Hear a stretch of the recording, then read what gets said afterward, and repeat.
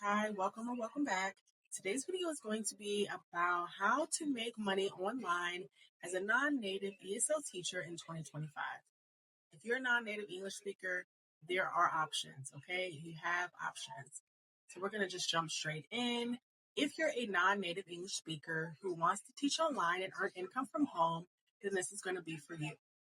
If you speak English well, but you're not a native, you want to work from home or while you're traveling, or you're unsure what platforms will accept you.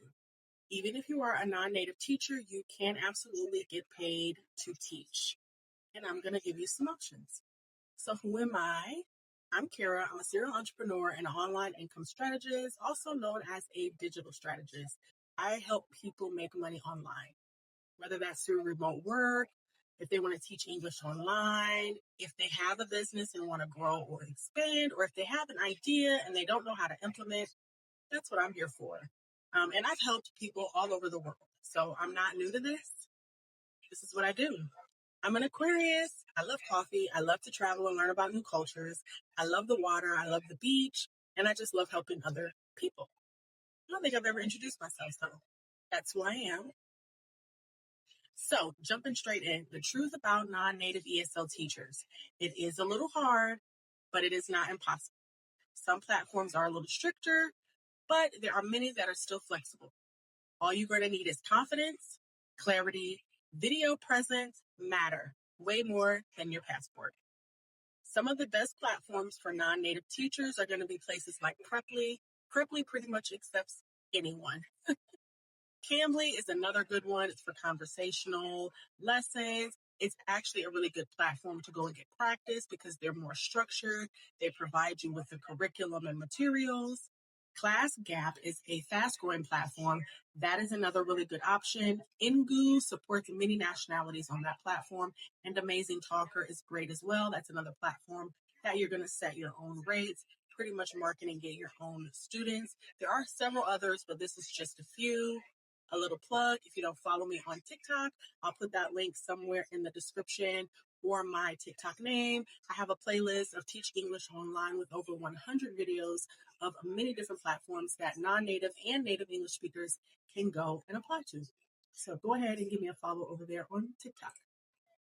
What you need to get started as a non-native English teacher online, or just a general rule of thumb for most online language teachers, you're going to need your laptop with webcam, a good microphone headset with a quiet space, strong internet connection, an enthusiastic and friendly personality.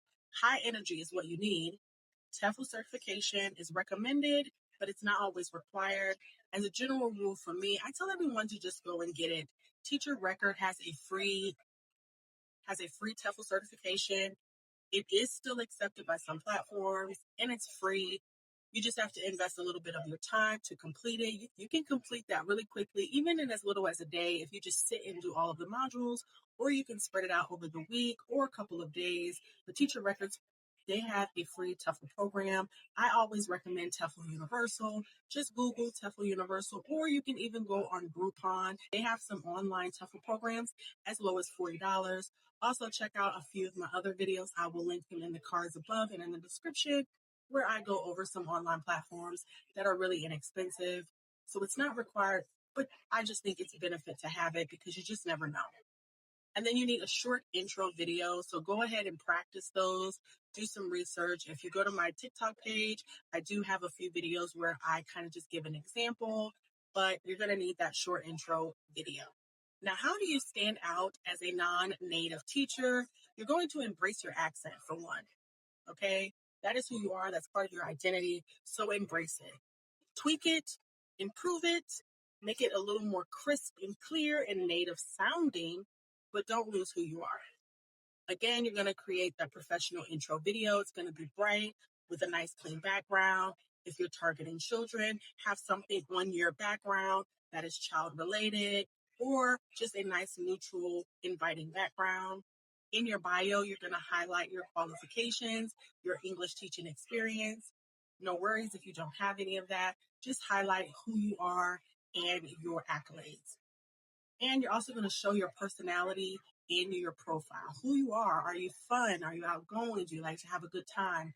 Why would a student want to choose you to sit with you for at least 1 hour online?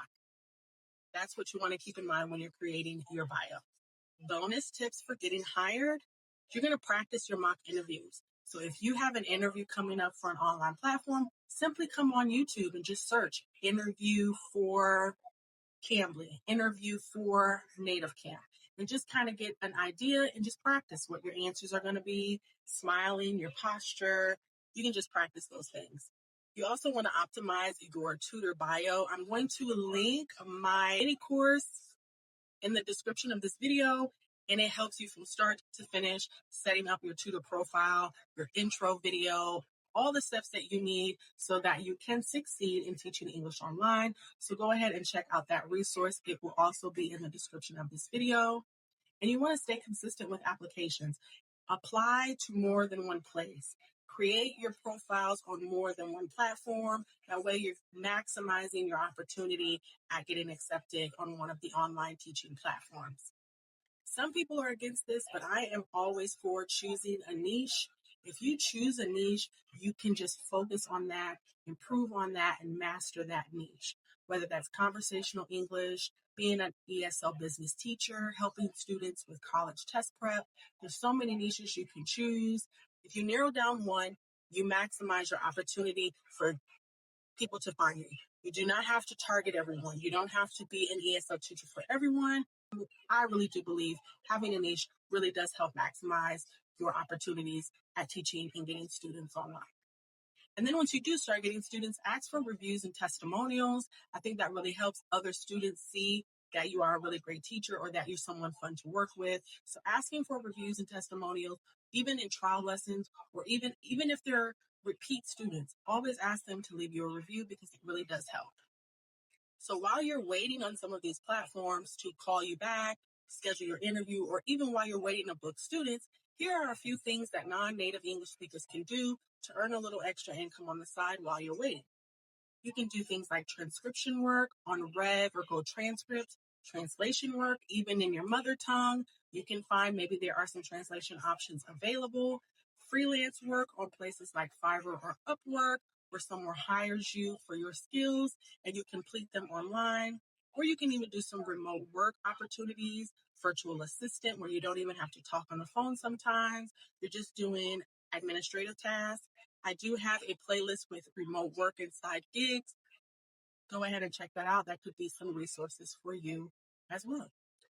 And so to pretty much wrap this up, it doesn't matter if you don't live in the United States or the UK. If you speak English, even if you're not a native, you do have options and you can teach English online. There will be some links in the description, so go ahead and check those out. Utilize anything that is going to be a benefit to you on your journey to teach English online. Also, I created a free Discord group. It is for ESL and remote work.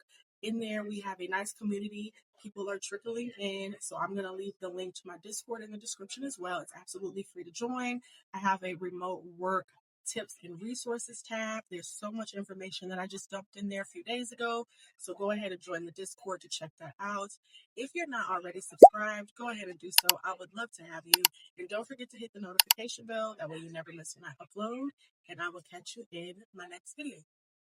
Bye.